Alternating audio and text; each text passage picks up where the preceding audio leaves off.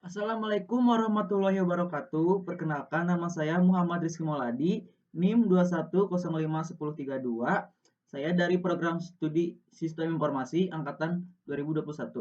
Di sini saya akan mempresentasikan hasil tugas saya untuk mata kuliah bahasa Indonesia. Materi-materi yang akan disampaikan, yang pertama, hakikat bahasa Indonesia. Yang kedua, ejaan yang disempurnakan. Yang ketiga, kata, istilah, dan diksi. Dan yang terakhir, tentang kalimat. Sejarah perkembangan bahasa Indonesia. Rentang waktu proses perkembangan bahasa Indonesia dari awal hingga sekarang tidaklah dalam waktu singkat, melainkan dalam tahapan waktu yang berabad-abad lamanya. Hal demikian tentu saja membuat tidak mudahnya memperoleh informasi tentang masa lalu bahasa, yang sejak 28 Oktober 1928 hingga kini kita beri nama bahasa Indonesia, termasuk informasi yang menyangkut masa awal perkembangannya. Bahasa Indonesia pada abad 21. Terkait dengan sejarah perkembangan bahasa Indonesia pada abad ke-21, terdapat 3 peristiwa yang patut menjadi catatan secara berurut, yakni Kongres Bahasa 8, 9, dan yang ke-10. Kongres Bahasa Indonesia 8 berlangsung di Jakarta pada tanggal 14 sampai dengan 17 Oktober 2003. Melalui kongres ini ditekankan agar adanya peningkatan kesadaran warga dalam penggunaan bahasa Indonesia yang baik dan benar, mulai dari masyarakat kalangan rendah sampai dengan masyarakat kalangan tinggi. Kedudukan dan fungsi bahasa. Kedudukan dan fungsi bahasa Indonesia penting diketahui oleh semua warga negara Republik Indonesia karena pemahaman tentang hal ini terkait dengan pemunculan sikap seseorang terhadap bahasa Indonesia yang menjadi miliknya. Kedudukan bahasa Indonesia. Melalui Sumpah Pemuda pada tanggal 28 Oktober 1928 diikrarkan bahwa bahasa Indonesia telah menjadi bahasa nasional.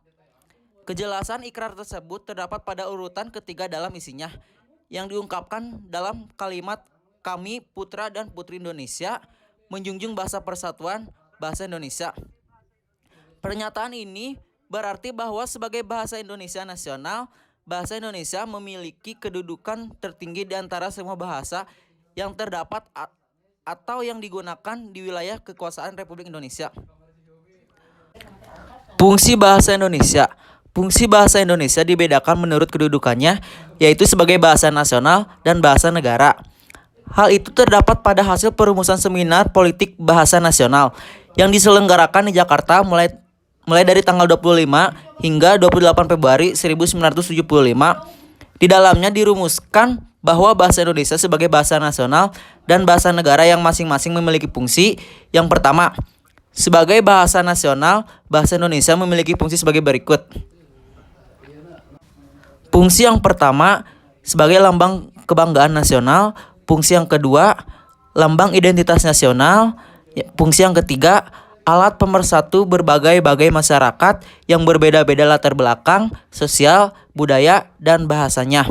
Dan yang terakhir, yaitu yang keempat, alat perhubungan antar budaya dan antar daerah. Ejaan yang pernah berlaku di Indonesia. Di Indonesia, sebelum dan sesudah kemerdekaan, ada sejumlah ejaan yang pernah berlaku. Ejaan-ejaan tersebut adalah: yang pertama, ejaan Panophuisen. Yang kedua, ejaan Suwardi. Yang ketiga, ejaan Melindo. Dan yang terakhir, ejaan Bahasa Indonesia yang disempurnakan atau EYD. Komponen-komponen ejaan. Pemakaian huruf. Pemakaian huruf meliputi penggunaan yang pertama, huruf abjad. Yang kedua, huruf vokal. Yang ketiga, huruf konsonan. Yang keempat, huruf diftong. Yang kelima, gabungan huruf konsonan. Yang keenam, huruf kapital. Yang ketujuh, huruf miring. Dan yang kedelapan, huruf tebal. Pemakaian tanda baca. Yang pertama, tanda titik. Tanda titik dipakai pada akhir kalimat yang bukan pertanyaan atau seruan. Misalnya, ayahku tinggal di Solo, titik. Biarlah mereka duduk di sana, titik. Tanda koma dipakai di antara unsur-unsur dalam suatu perinci atau pembilang. Misalnya, saya membeli kertas, pena, dan tinta. Tanda garis miring dipakai dalam nomor surat, nomor pada kalimat, dan penanda masa 1 tahun yang terbagi dalam 2 tahun takwim atau tahun ajaran. Misalnya 0.7-PK-2008 Jalan Kramat 3-10 tahun ajaran 2008-2009. Kata, istilah, dan diksi. Pengertian kata. Menurut sudut pandang fonologi, kata dapat dirumuskan sebagai bentuk lingual yang memiliki urutan fonem yang tetap. Fonem-fonem menjadi unsur pembentuk kata itu tidak dapat diubah urutannya. Pengertian istilah.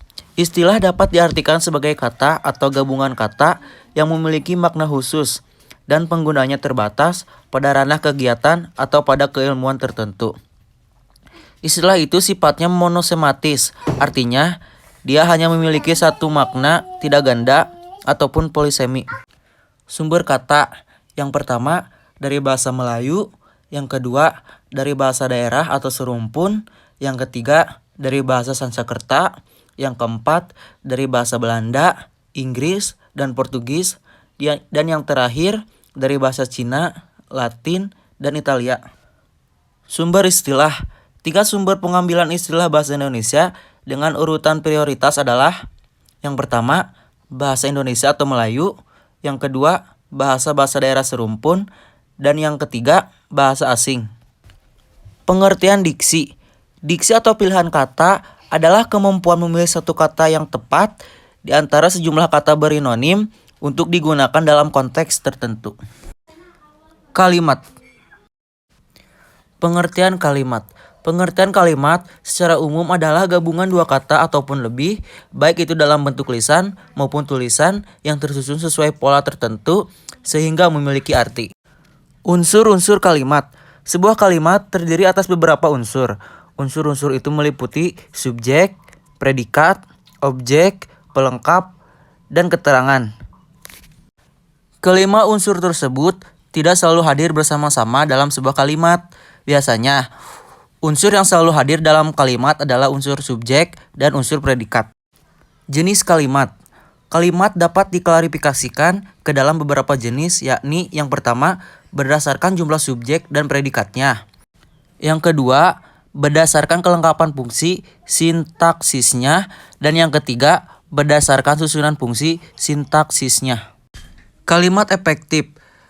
Kalimat yang digunakan dalam karya ilmiah harus dapat dipahami secara tepat dan cepat oleh pembaca. Kalimat tersebut harus mewakili pikiran penulis sehingga dapat dipahami secara mudah. Agar kalimat dapat dipahami dan tidak menimbulkan multitafsir, kalimat tersebut perlu disusun secara efektif. Kalimat efektif adalah kalimat yang secara tepat mewakili gagasan atau pikiran penulis. Kalimat efektif harus menggambarkan gagasan penulis secara tepat sehingga dapat dipahami secara tepat pula oleh pembaca. Oleh karena itu, kalimat efektif harus singkat, padat, jelas, lengkap, dan dapat menyampaikan informasi secara tepat. Syarat kalimat efektif. Penulis harus menguasai persyaratan yang tercakup dalam kalimat efektif.